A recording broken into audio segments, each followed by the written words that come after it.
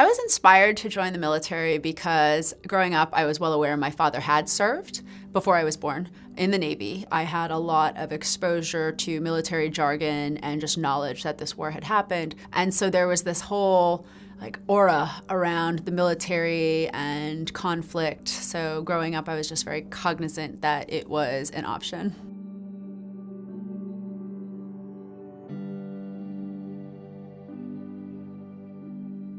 Once I was actually commissioned, which happened the day after I graduated from college, it's like boom, boom, boom.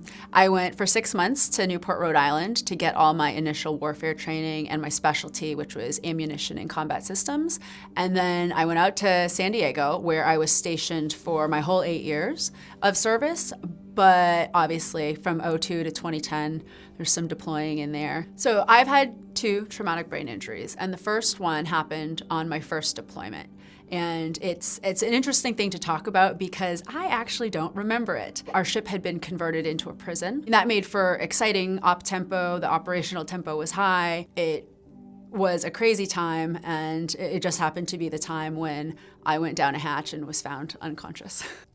So shortly after that first traumatic brain injury, the symptoms that I started reporting, they almost don't make sense together, but they would include an inability to sleep. Even given the few hours that I was given to sleep, couldn't sleep, some breathing issues and coughing issues.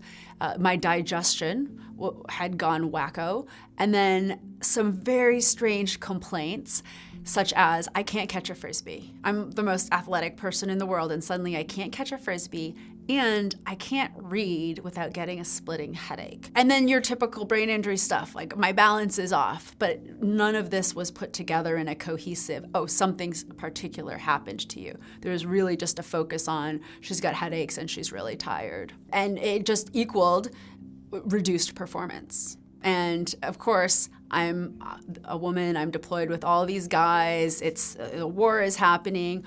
All of this got sort of channeled into you're clearly struggling mentally and emotionally, where it really stemmed from a physical issue.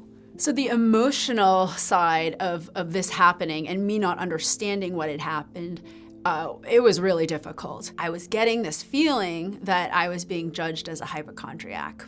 And then I was also struggling internally because I realized I was married.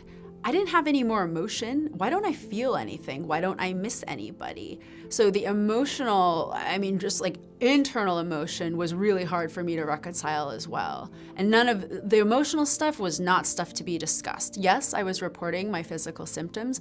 The more and more I felt like I wasn't being heard, the more that affected me emotionally as well. There was a mixed reaction to people suggesting I had mental health issues. There was this, there's no way, because it wasn't who I was before. I knew something was wrong, but I didn't understand that could possibly be caused by a physical injury to my head. So while I was still deployed or on any subsequent deployments, I really feel like I was walking a line in not advertising my problems, but there was also this, when I was having really bad digestion issues and had to run off, or it's like I'm going to medical because I don't know why I keep throwing up, I could feel this tension, especially when I was predominantly around men, of that I was extra or that there was drama surrounding me. And I always tried to downplay that. And I wanted to keep my job.